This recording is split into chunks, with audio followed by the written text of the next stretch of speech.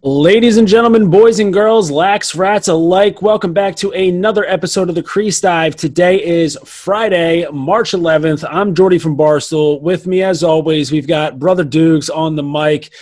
Dukes, how you feeling today? I know it's a pretty busy week for you right now with college basketball going on, but how you feeling as far as lax goes? Feel so much better about lax than basketball. Basketball stresses me out now. Lacrosse is like my escape. You said, do you want to do the pod this week? I was like, I need the pod to save my life. Lacrosse podcast saves my life. Got to be away from college basketball. I'm getting swamped right now, but love chopping it up for an hour or so, whatever we do. But yeah, wild weekend. Notre Dame's back. Let's talk some lax. Yeah, just real quick for everyone out there, Dukes does a ton of work with with the live stream feeds for college basketball, also with Stool Bench Mob. So if you're not listening to Stool Bench Mob, go ahead, subscribe, download, rate them 5 stars. Oh, there we go. We go. Quick little plug for the boys. I gotta be. I'm not a college basketball guy until the tournament actually gets going. Is Villanova going to win it all this year? That's really the only time I care. Why not this year? Why can't Philly do it again? It's Nova's year. You heard it from Dukes first, but yeah, pretty hectic weekend in college lacrosse. We saw a lot of scores that maybe just make you kind of tilt your head and maybe stroke your chin and give a nice little So first and foremost, the one thing that there are no questions about, there's no doubt about this whatsoever. Virginia just absolute shit kickers united. If you've got Virginia coming up on your schedule anytime soon, God bless you, because it looks like they're out for blood on their way to a three-peat this year. Yeah, I know we were talking about this with Drake on the pod, and he said watch out for the Hopkins upset. Virginia might take them not serious. They put on a fucking shit-pumping showcase, and they showed you that they will beat you at all facets of the game.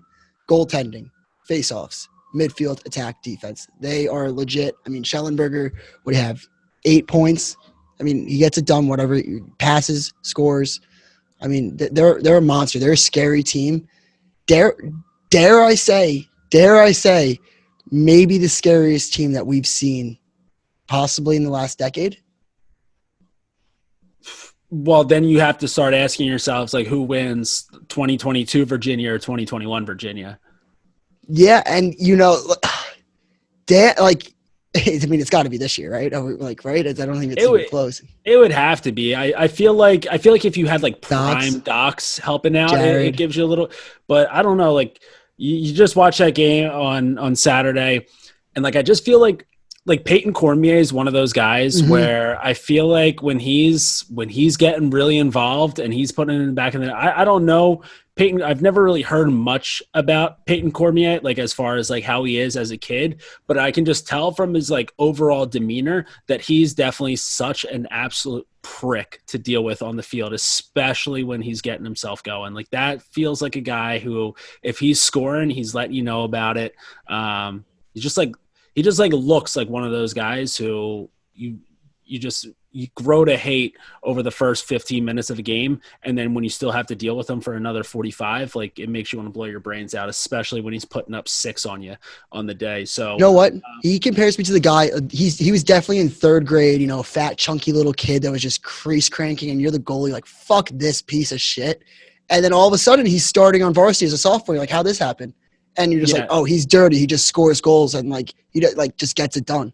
Like crease cranking with like a when you're younger, he's like the crease cranker getting the goals. Like bright neon pink, like 6 diamond mesh, just like the most like ridiculous stick, Argyle sock. And in 3rd grade, he's put up 7 goals, and you're still telling your friends like he's not that good. And then in like 10th grade, you're like, oh, he's kind of fucking dicing me up. Yeah, and then making me look like fills the stat sheet. But yeah, I mean, like Virginia, the past couple games with them. I know it's early, but it just looks like one of those teams. It's got to be hard to stay hungry after you win back-to-back championships, and like that everyone's coming for you. And but like I don't know, it almost looks like they're now they're I don't really know how to explain like how difficult it is to like still have that drive to want to beat the balls off of everybody after already winning back to back. And I don't know, it just seems like they've got no mercy in that regard. So you know what? It's a testament to the good coaching too. Just having your boys wired for year 3, knowing that the target's on your back, knowing that the expectation is championship or bust. And to come out of the gates like this, being fired up like this week after week, it's impressive. I think it's a very big testament to Lars Tiffany. Yeah, and at the very least, just recruiting because he has you know what helps getting the number 1 recruit every year. Must be nice. Yeah. Yeah, so I mean, I don't think that there's any doubt that we're going to be seeing Virginia again in the Final Four. Tell you what, we're going to. I have a feeling that we'll probably end up seeing one of the nerds in the Final Four this year. It was a big time weekend for the Ivies. Pretty sure that they all ended up with. Let's go through it. Cornell had the win over Ohio State. Yale survived a quick little upset alert from UMass, beat them in overtime. Penn with a nail biter come down to the wire, 1-goal win over Penn State. Princeton, nice surprising win for the Tigers over Georgetown, dude. And to win with only putting up 10 goals in this economy, like unbelievable. Like you scored 10 goals in a game. If I look, you put up a 10 spot, I'm like, that's an automatic L. You've got the shot clock, you've got the fast restarts, you've got guys who can shoot the ball a million miles an hour, left hand and right hand. The stick technology is unbelievable. You scored 10 goals and you come out with a win. That's huge for them. Let's see, Dartmouth got a win over Siena. Don't really know much about Dartmouth. And then shout out to Larkin Kemp and and Bruno with a big time dub over Providence. Although don't be fooled. Dukes, is Providence back? Providence is back. Did you see the Sacred Heart victory? Sacred Heart 4-0 over. Shout out Drake. But yeah, I got a big "I told you so" text from Larkin today. He was like, "Yeah, I told you the Ivies. Dartmouth's back. Dartmouth's scrappy." I was like, we might have to bring him back on to talk some like to evaluate the Ivy situation down the road because he was pretty nails about it. I'll give it to him. But want to talk about Princeton first because I think that's the first game that jumps off the page. They're now like I think that's the biggest one for sure. Although Cornell over Ohio State also a great one, but I think that the Princeton win definitely was the most impressive, I'd say. Look, I had a buddy from high school, shout out Jamie Atkinson, midfielder at Princeton right now, and I was telling him, man, like that sucks about the 2019 year that really felt like your year with Sowers and everything. You guys were really clicking. He was like, yeah, dude, that like it sucks. And he's telling me this over like Christmas break, and he goes, I swear to God, we are going to be so fucking good this year. And he told me, and I was like, just scraped it away. I was like, all right, yeah, like this is just another like egomaniac. Same thing, like the Holy Cross kids at the bar. Yeah, exactly. I was like an egomaniac from Garden City. Like, but then I was like, holy shit, like I'm watching this game and I'm like, Jamie was right. And like, just shout out Jamie. He told me that they were going to be a team to watch out for, and I think they proved it this week against Georgetown, who we've talked highly about the entire season. I think they're very good. I don't think this is a knock on Georgetown. I think this is more of a testament to how good the Ivies and Princeton is. Yeah, I mean, and what's crazy too is like usually with a game, a lot of these games, like tight ones, it usually is going to come down to like, you know, who's winning the face-offs, right? Like who's getting those extra possessions and who's able to capitalize on that.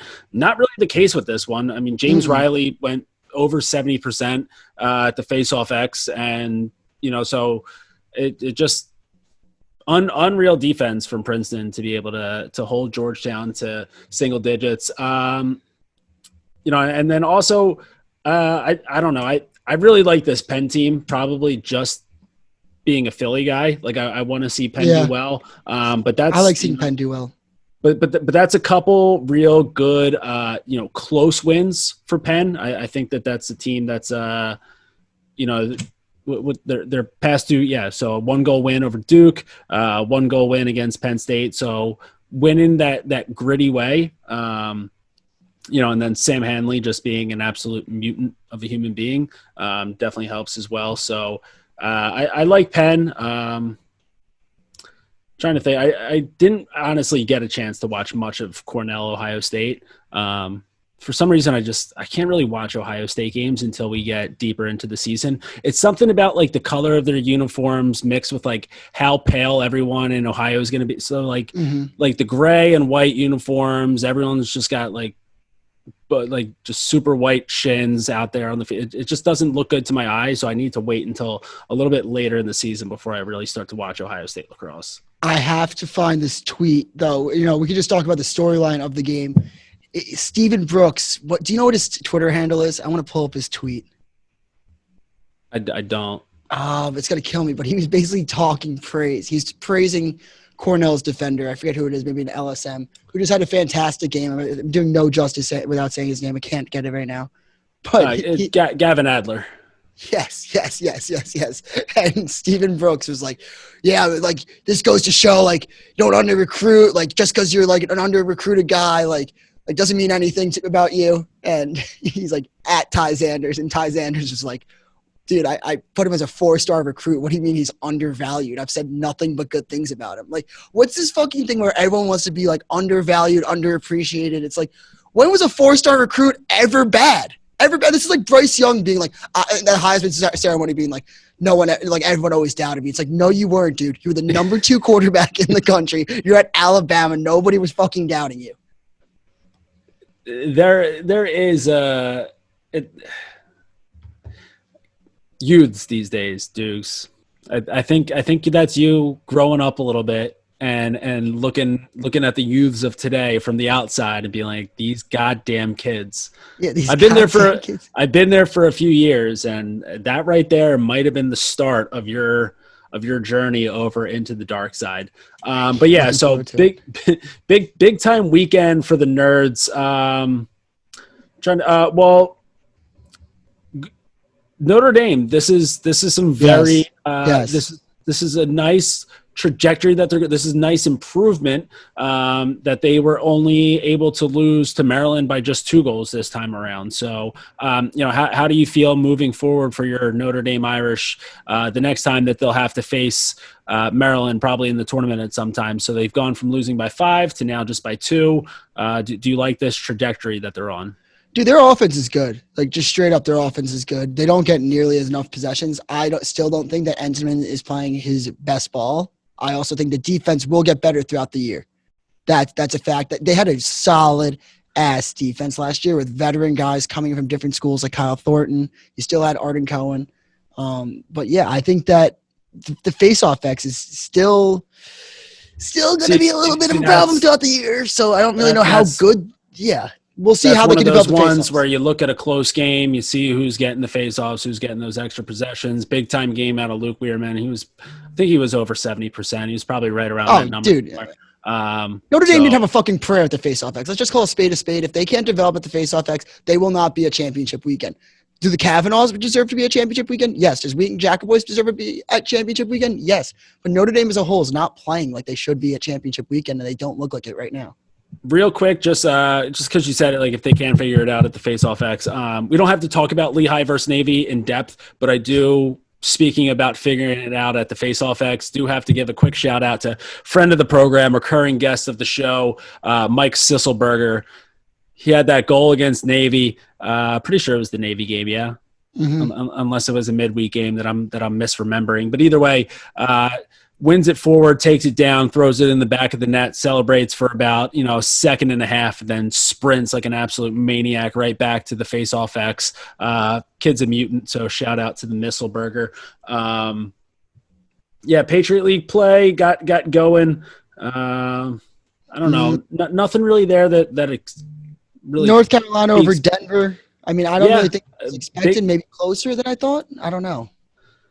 Yeah, I mean, this is a point where Denver, I think they're 500 right now, so like they need to like keep some of these games a little bit more respectable before they start to lose a little bit of hope for their season. Granted, they're going to be in there at the end. I guess Providence could definitely be in there for the Big East championship along with Georgetown, but you have to imagine that Denver will be there in the end. But like you need to keep these ones tight because it's going to stay a pretty tough schedule for Denver moving forward. So I think they have Yale coming up this weekend. Michigan passed the test. Michigan passed the test. I would like to. It seems like Drake is a coward for not showing up here for this episode today because what the fuck, Drake? I said I sniffed this one out from miles away that Michigan would have to bury Delaware for stealing their helmet decals. Drake said that there was nothing to it. Lo and behold, Jordie was right. Can we stay on Drake really quick? Go ahead. Can we stay on Drake and let's just transfer this conversation over to the Syracuse Hobart game where he said that they were going to put on a shit pumping against Hobart. 18-16. I mean, that might have been the game of the weekend in my opinion. Yeah, the one highlight that really got me going was that real gritty battle for the loose ball right at the midfield line. So I mean, ground balls get you paid, ground balls get you laid. I could hear the upstate dads just getting fucking jacked up over that play, just absolutely getting riled up. Have a couple natty lights. We know what do they have in the cooler? A couple Bud Lights, Bud Lattes, feeling good, yelling at the refs, yelling at Hobart. Oh, that might even be Labatt territory at some point. Gary Gate. Yeah, and he gets to keep the suit. Yeah, for now. I heard he got rid of the tie. Drop the tie, so he's a little bit more biz cash, little B cash action from Gary. So it's only a matter of time before he starts to just trickle away a little bit. I think I saw someone in our Twitter mentions about they tagged a company that I think that they make like athleisure suits. So I think we could start to get the wheels in motion for that. Real quick, just didn't want to pass up on talking about North Carolina, Denver, and not mention Chris Gray being a maniac that he is. 6 goals, 2 assists, just coming off of his 7-goal and 2 performance against Hopkins. So Chris Gray is heating up. Unfortunately, we are recording this episode right now. It's Wednesday night, so we're recording this a little bit. Well, not earlier. Wednesday nights are typically our recording nights. We might have to switch things up as the ACC schedule gets going because of those Thursday night games, but we are going to miss out on this North Carolina-Virginia game. So, I mean, let's just real quick give how do you think this one's going to go? Little choose your own adventure. I think that Virginia, they've been coming out hot lately. Coming out of the gates, firing on all cylinders. I think that this is a game where they're going to think back. They're going to watch the tape on what happened with Colin Krieg last year. I think he had like 20-plus saves in that game when they played against each other last year. So I think that this is one of those ones where they're going to start to aim their shots just going to get a little too cute with their shots. Right? They're going to go for some corners, going to go for, right under the crossbar. Maybe shooting's not going to go so well. And right now, Chris Gray, he's not only heating up, but the man is fully engulfed in flames right now. So let's see. Let's see how good I am at math. 7 goals, 2 assists, 6 goals, 2 assists. That means 17 points in his last 2 games. Sure. Yeah, that sounds good. Wait. Yeah, no, that checks out. Yep, boom. So Chris Gray, I think that he gets it going a little bit. I like this game close. Really? And then I like Virginia to drop the hammer in like the last few minutes of the fourth quarter. I like. There's no fuck. Like this is me looking straight into the camera, straight into my microphone. Virginia is going to shit pump UNC.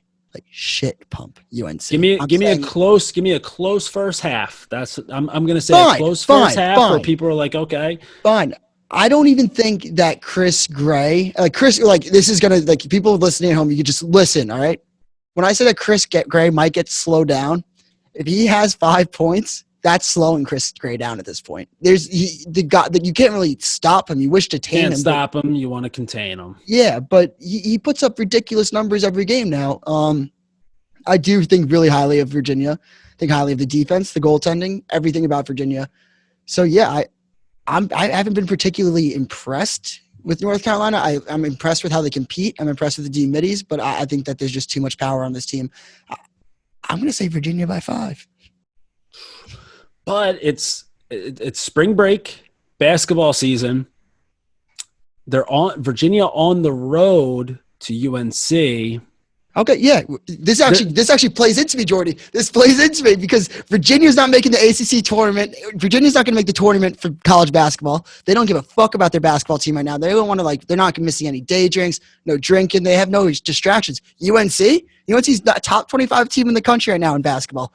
all those kids want to do. They want to keep celebrating how they beat Coach K and all this bullshit. I'm saying Virginia by 10 now. Boom. And make sure you guys subscribe to Stool Bench Bob. Yeah. Anything else from this past week? Jacksonville lost, so they are who I thought they were. Go on that rant. Let me hear that rant a little bit. You deserve to go for a lap. I still think Utah's good, but you deserve a lap. I still think that Jacksonville's good too. I think that this is just one of those ones where like Jacksonville got so hot so quick that they were the belle of the ball, and now all of a sudden like they went from this team who's going in and pulling off these surprise upsets. Well, now everybody else is like, well, fuck you, Jacksonville. Like, we're going to go into your house and we're going to curb stomp you a little bit. So, like, this is, like, the first time that Jacksonville is now playing games where teams are going to them wanting to give them, like, their best game. So, like, now they have to handle Utah coming out and giving them their best game. When the hunter becomes the hunted, it's a tough adjustment to make. Jacksonville found that out the hard way. And like, you could tell how much it meant to Utah to win that game. Like, dude, maybe not the greatest look ever. I'm never going to shit on the boys for buzzing, but like the Utah goalie after that win, like hit the eject button on the gloves. He like launched his stick like 20 yards down the field in celebration. Not like the greatest look ever for like a March 5th win. But the boys are buzzing though. You're in Florida. I guess you can have fun, but like it looked like they won their Super Bowl by beating Jacksonville.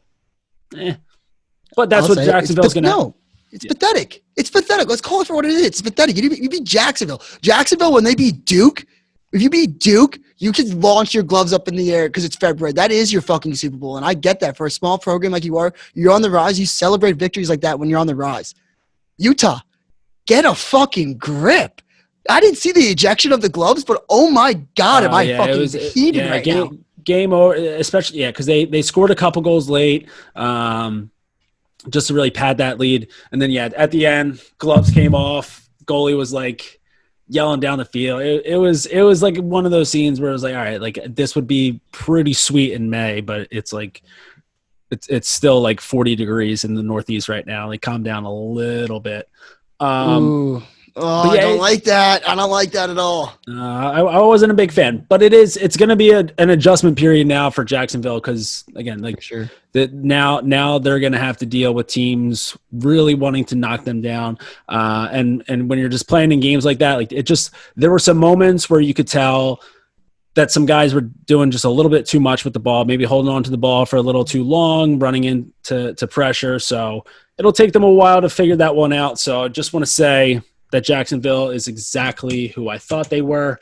And I fully rescind the apology that I gave them in last week's episode. Probably just going to keep going back and forth on Jacksonville all week. So we're going to keep this episode a little bit quicker today, this week. Again, just busy week for Dukes with college basketball. Also, my season for coaching high school lax also just started this week. So busy week all around. Don't have a ton of time. But before we close out, we're going to give a couple locks at the end, but just have to give a few quick shout outs. So first and foremost,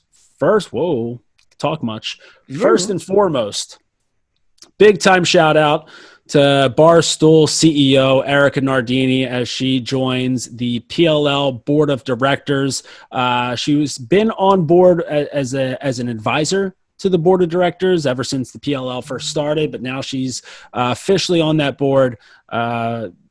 Very few people, I think, care about the growth of pro lacrosse as much as Erica, wanting to really make it into a solid entertainment business and experience for fans, and what she's been able to do for Barstool and taking Barstool to the moon. I'd imagine that it's only going to be the exact same with the PLL. So, Dukes, you work in the office and you get a little bit more up close contact with Erica. So how do you feel about Erica joining the board? I couldn't be more happy. Erica's one of those CEOs that genuinely asks you, she'll stop you in the hallway and be like, how are you? How's things going? And I actually had the privilege to go to one PLL weekend where she happened to go with. And she was like, Dukes, what are you doing here? And ever since then, every single week, I'll see her. Hi, Erica. How's it going? She asks us, how's lacrosse going? How's the Crease Dive going? She genuinely cares about the growth of the sport. She genuinely cares about the PLL. So I guess that we're just going to be a pro PLL place now because I support my CEO. I support her company.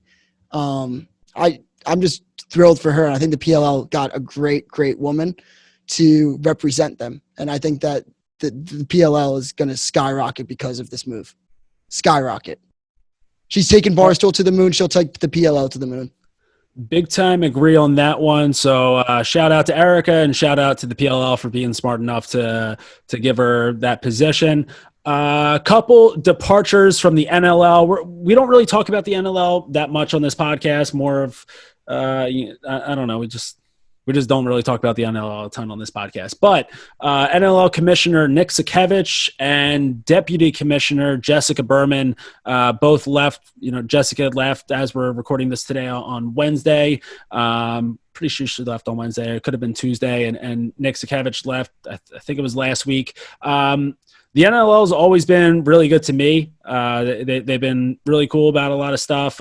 Nick, having the headquarters here in Philly has been huge. And, he was working with the Philadelphia Union before. So he's always been super supportive of everything that we do here. So Nick will be heading off to he's doing something with the Arizona Coyotes. And then Jessica Berman, big time job promotion for her. She ends up going to be the commissioner of the NWSL. So, two people who've done great work for the NLL. Especially with this ESPN Plus deal, like I feel like I've watched more NLL games in the past few months than I've watched probably in my life combined. So that was, two people who played a huge role in that. So wishing them the best moving forward. I'm not the biggest NLL guy out there. I can't really talk about it from a tactical standpoint. I can only watch it from an entertainment standpoint. I hadn't watched I went to a couple games when I was younger, like a New York Titans game. But what they've done with the ESPN Plus deal, I think that every league, professional league, PLL, everybody, college across anybody should be thankful for what the NLL has done getting on ESPN Plus because it just broadened the horizon for the sport. And I don't think it's done anything but good for the game of lacrosse. Dude, it's so not, like I'll wake up, like the dog will wake me. The dog will wake me up early on like a Saturday morning. It'll be like 7 a.m. and I'll be like, oh, like what's there to watch right now? I'm already up, just scrolling through ESPN Plus. I'll have like, even if it's not a live game, if it's just a playback, like I'll throw it on and just be able to watch the league way more now than ever. So. So best of luck to Nick Sakevich with the Yotes and to Jessica Berman, going to do great things with the NWSL.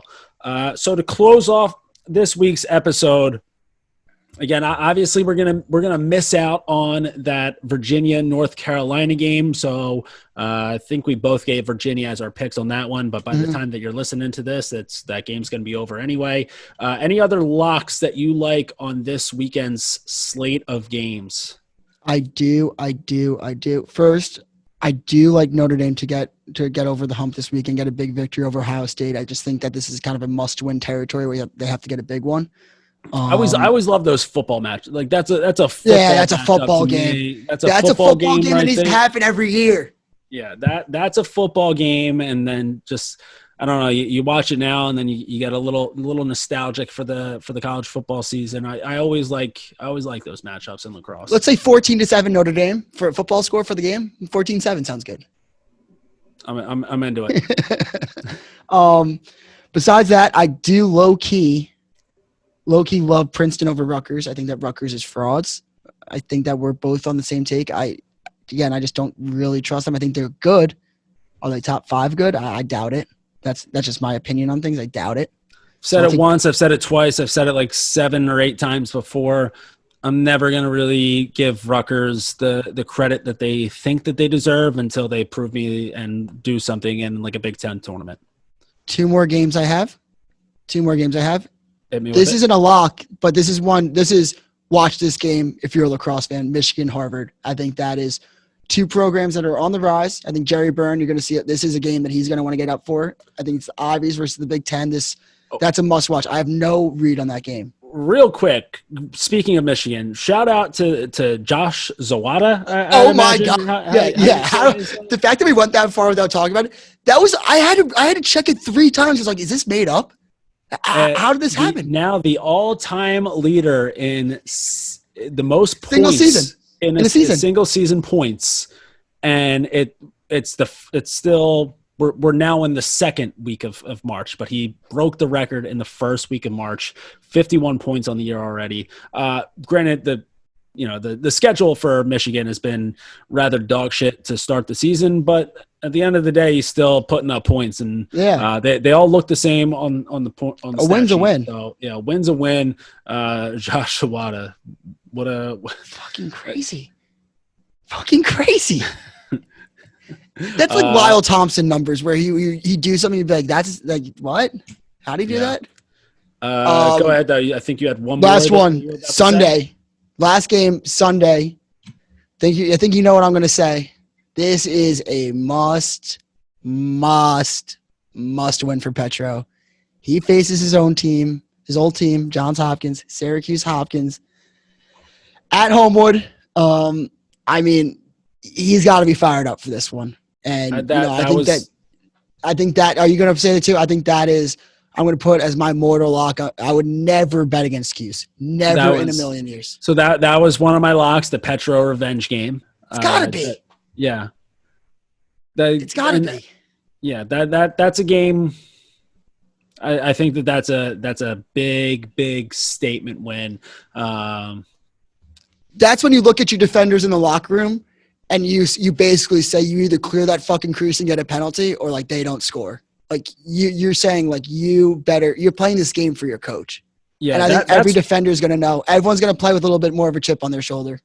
That's one of those ones where, like in the NHL, I don't know if this is anything that carries over to any other leagues, but in the NHL, when you have big games like that, the players will put a certain amount, a monetary value, up on the whiteboard before the game, and so, like, let's say, so you'll put like $500 up on the board. They're pro athletes, so they put more up there, but they put $500. They write $500 on the board, and if you win, that player then donates $500 to like the team like party fund. So it's like a bit. It's for big games. So like if a player's playing in like their 500th or 1,000th game, like they'll put up however much, or if they're playing in their hometown, they'll put up some money, or playing against their old team, they'll put up some money. So this is a game right here where if I'm Petro and I really want to make sure that I get out of Homewood with a big time win, I think I tell the boys, like, listen, if we get out of here with a win and you hold that offense to under 10 goals, like whatever you guys want to do on next Saturday night, like you have my credit card. This is what Petro's this is the deal that he's going to make. Boys, we win this one at Homewood. I will look straight ahead on the bus the entire way home. I won't even turn around. Booze, whatever you want. We're going to 7-Eleven. Just don't let me see anything. I think you got to do that. But I do love Cuse as a lock. Also, just as a Philly game, and I've already talked them up a little bit so far. I do like Penn over Villanova. That's a game that usually flip-flops like every other year. And obviously they didn't play last year, so I think Nova won the last matchup between those teams. So I like Penn to come out on that one. Hopefully a little bit of a bigger win. I would like to see Penn get more of a statement win rather than these tight ones. And then just I don't know, looking through the rest of nothing else really speaks to me. I will be very interested in that Denver-Yale game. And it's great staggering of the schedule. So you get Denver-Yale at 1, and then that leads us right into Cuse Hopkins at 4 on Sunday. So nice little schedule for Sunday. But it will be interesting. I haven't been like overly wowed by Yale. And then also Denver, they've lost agreed. Their biggest matchups of the season. So it would be nice to see that'll be one of those games that I think tells us a decent amount for both teams. So one that I would stay away from as far as the gambling aspect goes, but definitely one to watch. Yeah, there's no lines out right now, so we couldn't give you against the spread. Maybe I'll have a burner account or something that I'll put the picks out on, so that my name's not tied to it or something like that. A burner account. What number would that be for you? Oh, Well, like the cheapies, I got all of them. I got the PLL burner, the college lacrosse burner, the college basketball one. You just fucking name it. I got a burner for it. All right. Well, make sure you guys are following all of Dukes' burners, and then make sure you are following the Crease Dive on Twitter and Instagram. Also, we are now uploading all of these episodes over on YouTube. So if you're listening to this right now on Spotify or Apple, go ahead log on to youtube.com, little video website. Not sure if you guys have heard of it or not. You can look up the Crease Dive on YouTube. Subscribe to the channel. We'll be uploading these every episode up on the channel, and then also as the year goes on, we'll upload a few more different videos here and there. Maybe we'll get some Dukes goalie challenges along the way. So we'll have some stuff going on with that. We'll have some giveaways going on with that. So head on over to the Crease Dive on YouTube, subscribe, and that'll go a long way for us continuing to build the show. Dukes, and anything on the YouTube that I should know about? No, just please subscribe. Maybe eventually we'll do something. If we get to 500 subscribers in like a day, we'll do something wild. I don't know what that is. Maybe we'll let you guys choose it. If we get to 1,000, maybe we'll let you choose it again. I'm down for anything. If it's a bike ride to Montauk, if it's a bike ride to Philly, something crazy that sounds miserable for me to do, I'll do it for the subscribers. I'll do it for you, the fans. So please just subscribe, keep following us on socials, and the show's only going to get better. Once college basketball's over, fully on lacrosse, and it's going to be a good season. And we'll be keeping it low to high to the day we die. We out.